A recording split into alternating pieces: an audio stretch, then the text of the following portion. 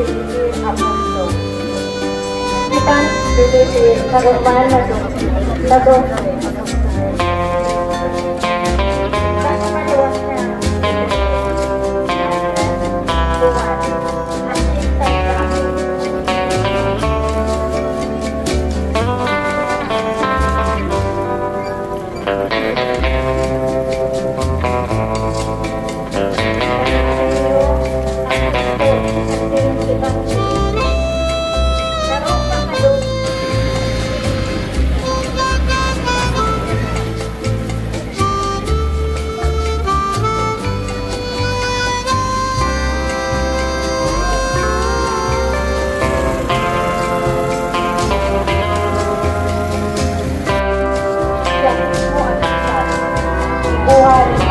Sa pagwagdong sa kaso, sa lambang pangisulitan na ito ang nagkakalimutan, sa buong minigurugduran sa iyang taksan, pagdagadan at pagkabuhay buwan. Santa Maria, Ina Iwan Marco, paro sa mga kamari, sa kaniyang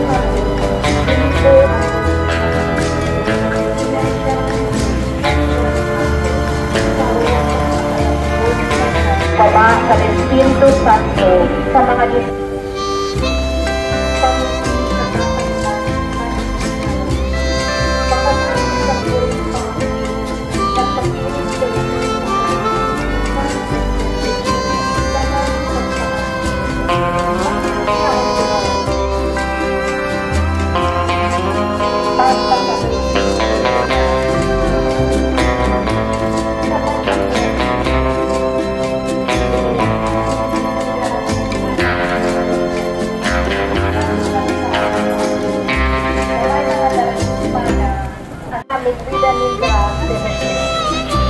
Danan sinapok nila.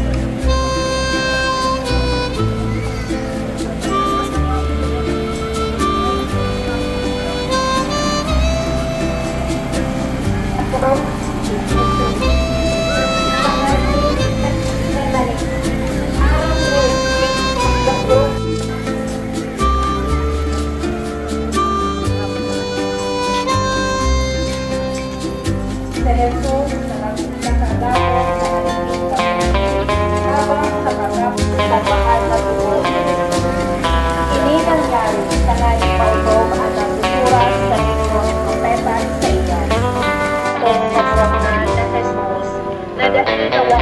pasensya sa tamaw sa mga pagtutulong, paghampa, pagsampal, pagtupo, atin mandayla, inapagdagadanan sa Jesus sa atubang isang katawungan. Nanampang Iesa at Pasko, si Sancho Pilato, may ugali na magpaluwas sa Rupilabo, siya mga pagdagadanan. Ikuha sa ito, Pastor National,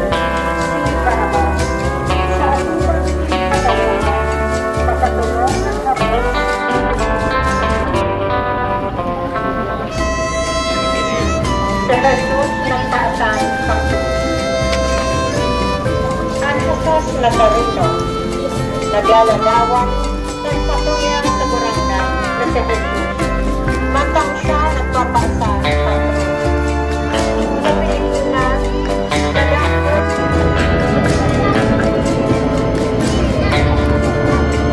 ang kapadunggan ni Jesus. Ang tatlong ini naglaladawan ng kapadunggan na ito. Mantang nagpapasang sangko, uli kang gabas sangko, asin sang kadakong na mga pagpasakit sa iya. Sa Jesus lang tumiyang, siring sa karong tao.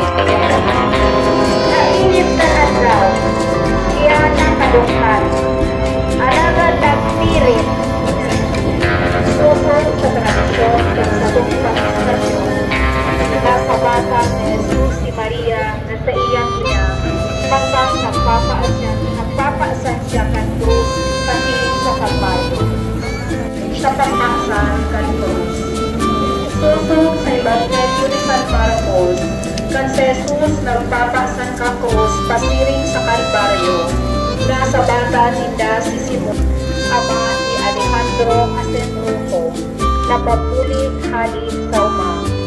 Ngunit sa pagkapadungkal ni Jesus, pinirit ninda si Simon. Ang tukbain ni Veronica sa lalangkod ni Jesus. Ang istorya ni Santa Veronica, sarong babae na taga Jerusalem, kasing disipulo ni Jesus, dahil nakasulat sa Biblia, alagad na santuan ay na tradisyon ng simbahan. Ini ang ikaanom na istasyon sa lumang Via Crucis, nang masabatan niya sa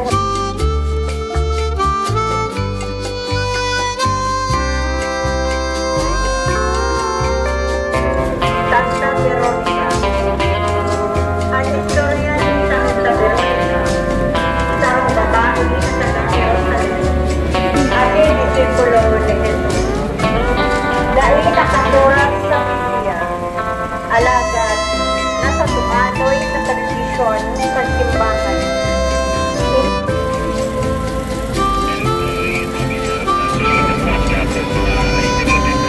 Ang magkatagag na Jesus sa Jerusalem, ang biglaladawan ng Santo Elis, nakabanggit sa Ebanghelyo ni San Lucas, kang si Jesus nagpapaasan ng krus, nakunyakan pag-ubay ni Jesus sa iyang dahil tinugong ng mga soldados na ipatong sa Jesus na may krus.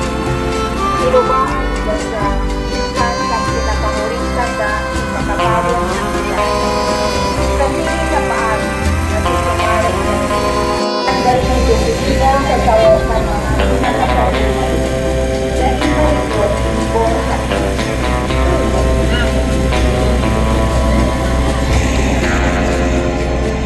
Si Jesus ipinako sa krus.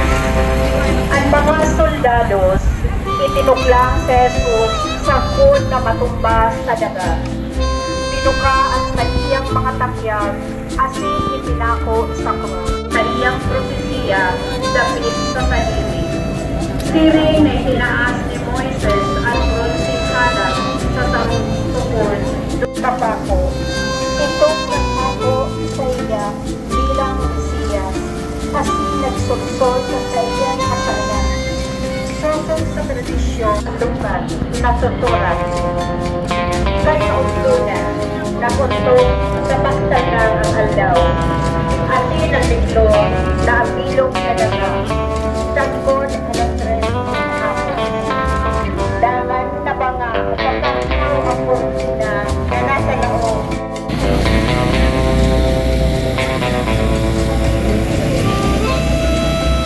Ang pagtanggal kay Jesus sa krus.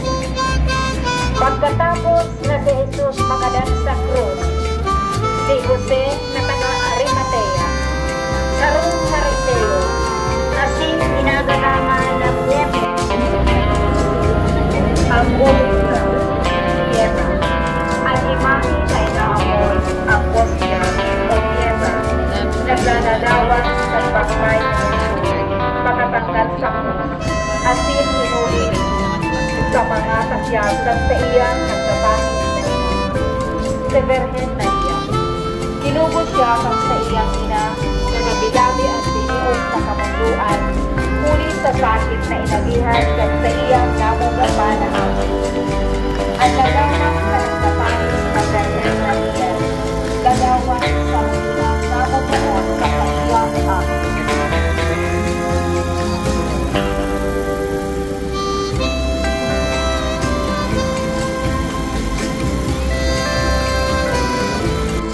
Sa Lucas, Kapitulo 8, versikulo 1 hanggang 3.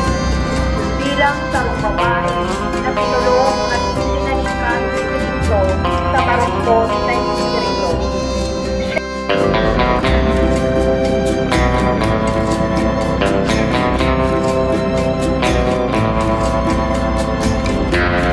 Hindi ka ba inakapagpapaliwanag?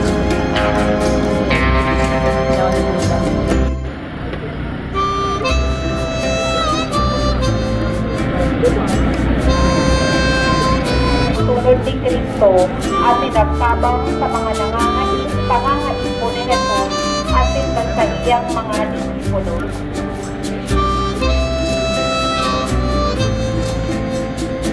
Ni Jesus sa mga marupot sa Espiritu at mga kahilangan. Kaya buwan sa ito, lagi na siyang nagasuporta ni Kristo sa kanyang paglakbay at iba ang mga apostles. San Lazaro. San Lazaro sobrang ni Marta at si Maria na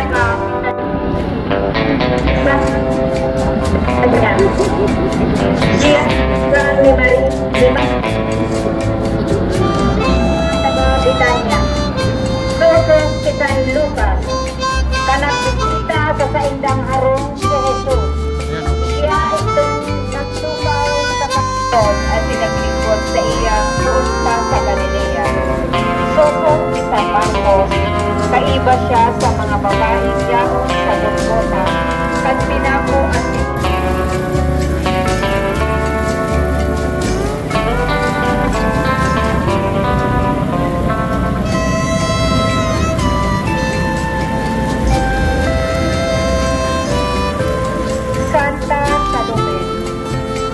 at tinutungkulin niya tugang maraming pinsan ni Santa Maria Virgen. Agong siya ni Alfeo at ina niya sa Santiago Nino. Sosok Peter Juan, sa ibang siya ni Santa Maria Magdalena. Inaapon siyang Magdalena. Nihuli na siya taga pagdala sa Galilea. Daroon siya sa mga babaeng disipulo na Jesus.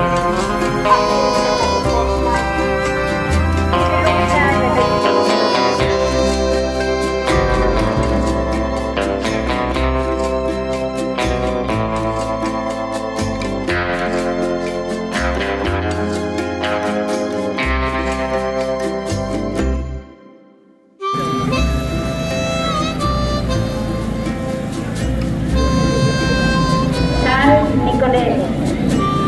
siya sa rumbanang asin matanos na Fariseo. Karoon sa mga kamayo kan mga Hudiyo sa Jerusalem. Asin membro kan Sanhedrin de Arimatea. Siya sa Fariseo asin ginagalang na membro kan Sanhedrin. Alagad sa Roma na si Kristong disipulo ni Kristo. Asin siya nagulong sa mga plano at maraming nalibukan sa iyang mga pag-iba. Si Apostoles, asin tubang ni Apostol Santiago na matuwang, mga aki sa Galileo. Siya ang pinakaaki sa Dome, asin danay na kaibigan ni Jesus.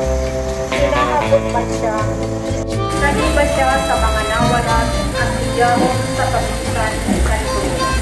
Mantang nakabaho sa buhay, sa isip din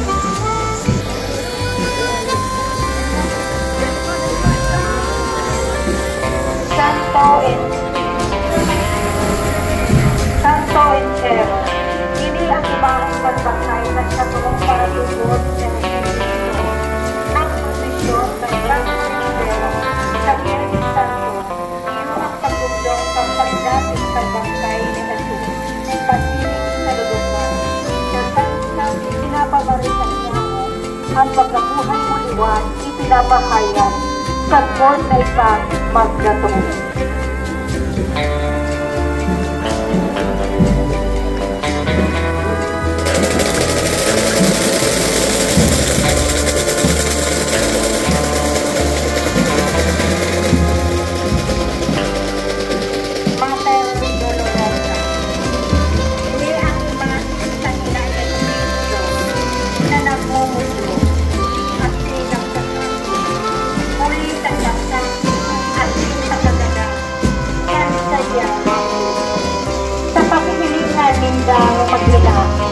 Sa dalang pagpili sa Kalbaryo, pinagmasdan niya ang madugong lalogon ng siyang aki.